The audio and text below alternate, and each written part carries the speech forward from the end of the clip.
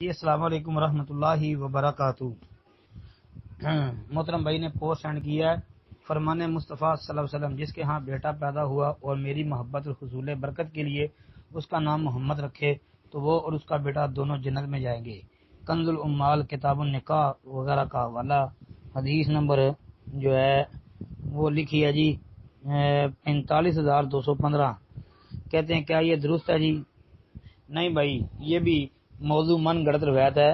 اس طرح کی کوئی روایت بھی ثابت نہیں ہے جس کے اندر جناب نبی کریم صلی اللہ علیہ وسلم کے نام پر نام رکھنے کی فضیلت بیان ہوئی ہے۔ اب بعض روایتوں میں آتا ہے کہ جس نے محمد اور احمد نام رکھا، بعد میں صرف محمد نام رکھنے کی فضیلت۔ بھائی یہ جتنی بھی اس طرح کی روایتیں آتی ہیں ساری ہی موضوع من گڑت ہیں۔